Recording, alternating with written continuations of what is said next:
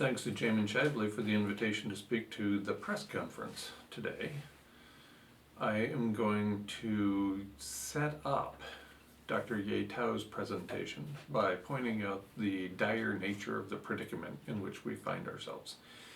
So I'm going to describe the greenhouse effect and the idea of self-reinforcing feedback loops and the notion that it might actually be too late. And then, as every previous generation of humans has done, at least for the last few thousand years, I'm going to rely upon a future generation to fix the errors of my generation. That's the job of Dr. Tao, following me. All right, so to start, we've known about the mechanism underlying planetary warming since John Tyndall's 1863 lecture, which he went on to publish in his 1872 book, using these words, quote, "Thus the atmosphere admits of the entrance of the solar heat, but checks its exit, and the result is a tendency to accumulate heat at the surface of the planet." That's how the greenhouse gases work. They trap heat, much like a blanket that you put on at night when you need to keep a little warmer. You need to trap that heat in. Actually, you could argue that 25 years before that book was published, intelligent people understood what was going on with warming, albeit not necessarily at the planetary level. This is from a presentation delivered by George Perkins Marsh, United States Ambassador and naturalist, and it was delivered before the Agricultural Society of Rutland County on September 30th, 1847. He included these words: "The mean temperature of London is a degree or two higher than that of the surrounding country, and Pallas believed that the climate of even so thinly a peopled country as Russia was sensibly modified by similar causes," end quote. And by Pallas, he's referring to a German scientist, a contemporary scientist at that time. So, although Marsh doesn't necessarily understand the level of planetary warming, he is hinting at the notion of warming at a relatively large level, a regional level. Fast forward to April of 1896, with the first peer-reviewed article I know about appearing in Philosophical Magazine and Journal of Science, authored by Svante Arrhenius, in which he predicted, after describing the greenhouse effect, a 1 degree Celsius global average temperature increase by the year 2000. He missed it by 0.24 degrees. The global average temperature at that time was 0.76 degrees higher than the 1750 baseline. We use the 1750 baseline as the beginning of the Industrial Revolution, therefore is the year which we compare contemporary global average temperatures to. So Svante Arrhenius described a 1 degree Celsius global average temperature increase above the 1750 baseline. And in the year 2000, that temperature was actually 0.76 degrees above the 1750 baseline. Not bad, more than 100 years in advance. And wise of him to make a prediction that he was certain he wouldn't be around to see whether it was wrong or not. Moving to February of 1938 and the peer-reviewed journal Quarterly Review of the Royal Meteorological Society, we have Guy Callender describing in this simple graph the increase in temperature over time. You'll notice that he uses 1880 as his starting point, and you can see that there's variation over time, but there's a significant increase in global average temperature from 1880 to when he published the paper in 1938. Enter Humble Oil, which went on to become ExxonMobil, and in an advertisement in Life magazine on February 2nd, 1962, Humble Oil brags, "Each day Humble supplies enough energy to melt 7 million tons of glacier." Now, of course, we recognize that's not such a swift thing, but in 1862, it seemed like a good idea to use fossil fuels, most notably oil and coal, to heat ourselves. And the comparison to melting ice is something that people can identify with. Let's move now to 1969 and the presidential administration of Richard Nixon in the United States. This from a memorandum he wrote to John Ehrlichman, a senior member of his administration. He's describing the carbon dioxide problem in the atmosphere. And he says carbon dioxide very clearly is a problem. He puts the emphasis by underlining is a problem, and perhaps most particularly is one that can seize the imagination of persons normally indifferent to projects of apocalyptic change. His language, apocalyptic change, that we face in the future. The process is a simple one, and he goes on to describe the relatively simple process of planetary heating through greenhouse gases. And he writes, it is entirely possible that there will be countervailing effects. For example, an increase of dust in the atmosphere would tend to lower temperatures and might offset the CO2 effect. So he recognized and wrote about the aerosol masking effect, global dimming. And I'm not going to spend any time on that particular topic, but it's clear that Richard Nixon knew about the aerosol masking effect in 1969. It's something that very few people know about. I've never heard a leading politician, a politician of any kind, talking about the aerosol masking effect within the last 40 years. Within my lifetime, I haven't heard that ever happen.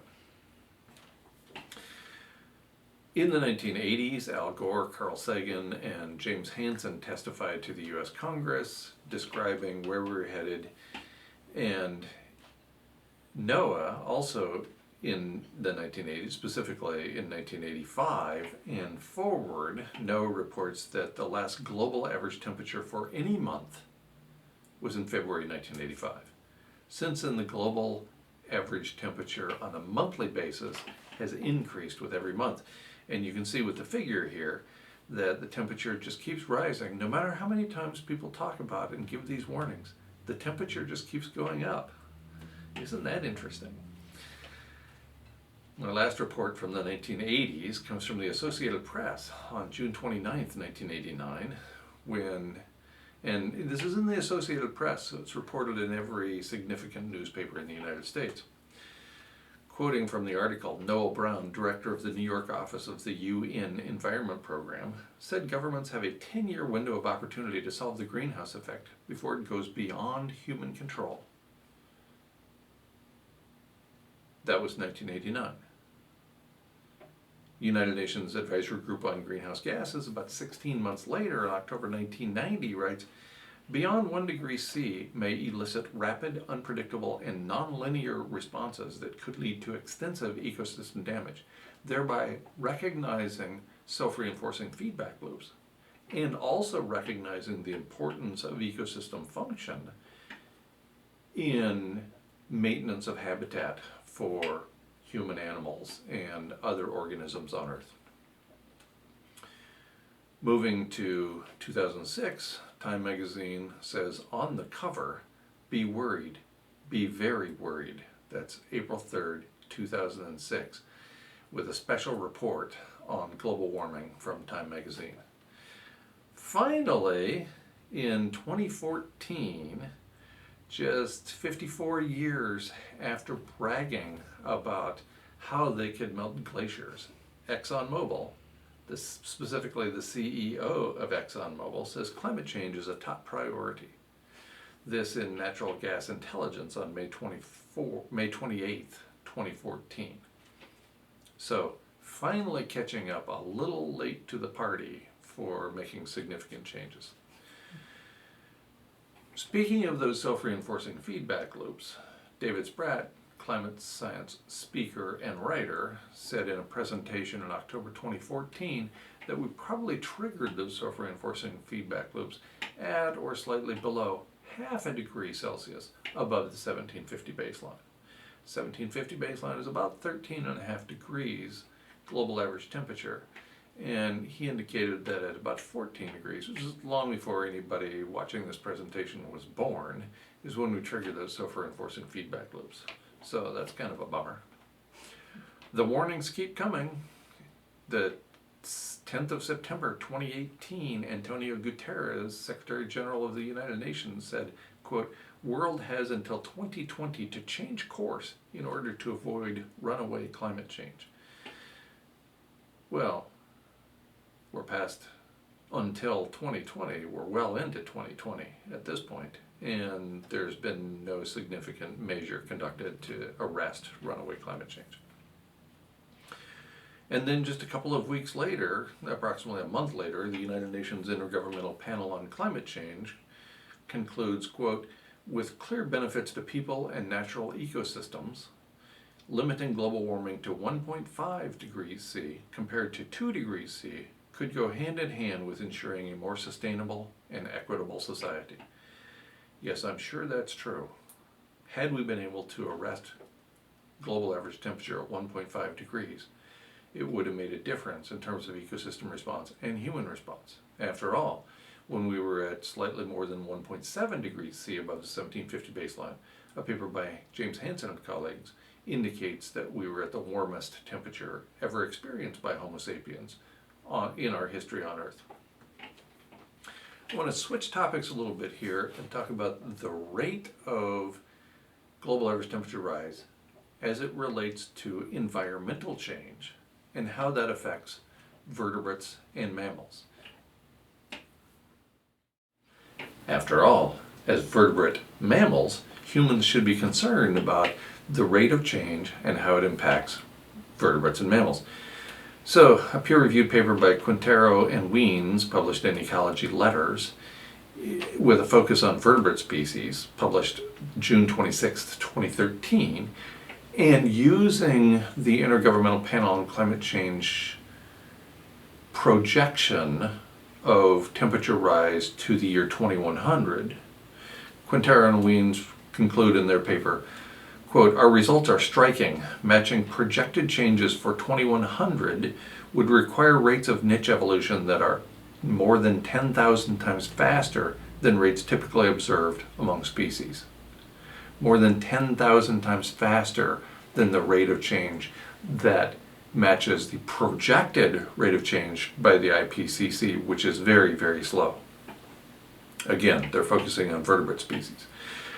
Davis and colleagues, publishing in the Proceedings of the National Academy of Sciences on October 30th, 2018, with a focus on mammals now, concludes, quote, we use a birth-death tree framework to show that even if extinction rates slow to pre-anthropogenic background levels, recovery will likely take millions of years. Again, that focuses on mammals, and we know of no way, besides the one that is following this presentation, to return extinction rates to pre-anthropogenic background levels.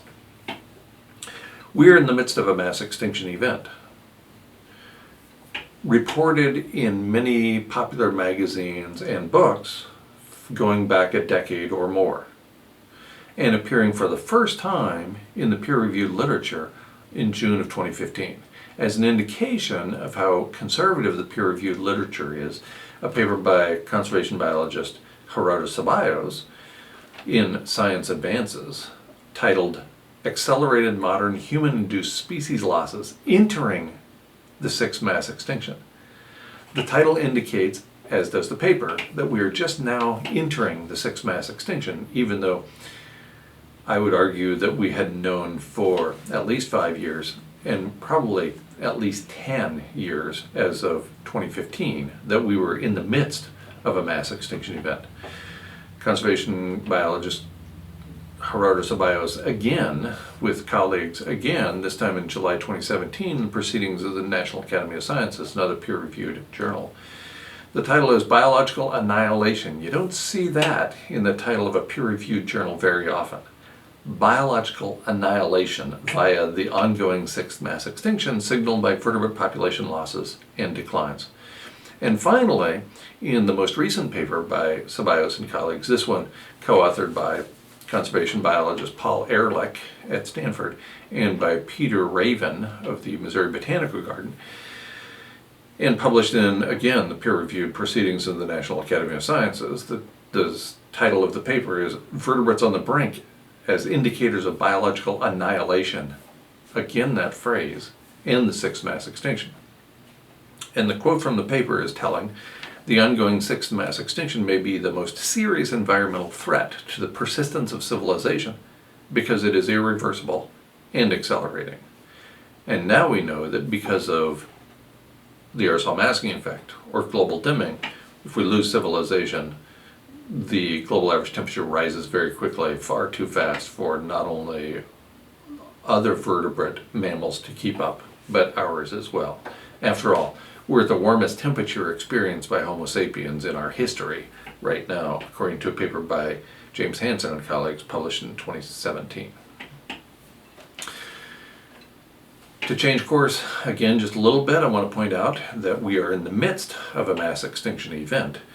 According to the United Nations Environment Program, in a report published August of 2010, in other words, more than 10 years ago, we were driving an estimated 150 to 200 species to extinction every day. Every day. That's what's going on right now as a result of human activities and including the abrupt global average rise in temperature that has taken the situation out of human hands at this point. This could very well lead to the extinction of all life on Earth, as pointed out in a paper by Strona and Bradshaw, published November 13th, 2018 in Scientific Reports, with the title, Co-extinctions Annihilate Planetary Life During Extreme Environmental Change. And what they mean by extreme environmental change is environmental change, including global warming, that occurs faster than species can evolve through natural selection in response. In an interview conducted the following day, November 14th, 2018, the lead author Strona says, "Our paper demonstrates that even the most tolerant species ultimately succumb to extinction when the less tolerant species on which they depend disappear." Thus the term co-extinctions. When we depend upon a species or many other species for our own survival, and those species go extinct, we don't have options anymore. We go extinct as well. That's the idea of co-extinctions. I want to back up a little bit and talk about the idea of habitat. I already indicated that humans are vertebrate mammals, and as with other vertebrate mammals, we have habitat needs. We demand a certain set of materials so that we can continue to survive. The best short definition I can find of habitat is, quote, "the resources and conditions present in an area that produce occupancy, including survival and reproduction, by a given organism." That by Linnea Hall and colleagues in Wildlife Society Bulletin in 1997. Speaking of habitat, let's turn to a major synthetic paper published by the European Strategy and Policy Analysis System in 2019. And here's the signature quote from that major synthetic work. Quote, "An increase of 1.5 degrees, again that's 1.5 degrees above the 1750 baseline. An increase of 1.5 degrees is the maximum the planet can tolerate.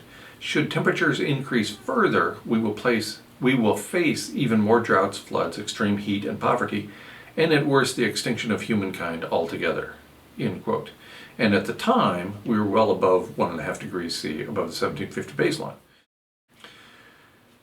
Next up is a potential project that might actually serve to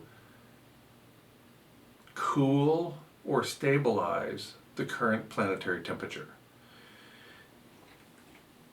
This is called geoengineering, and the idea that geoengineering could come to the rescue was discussed by the United States National Academy of Sciences in a major report published February 20th, 2015.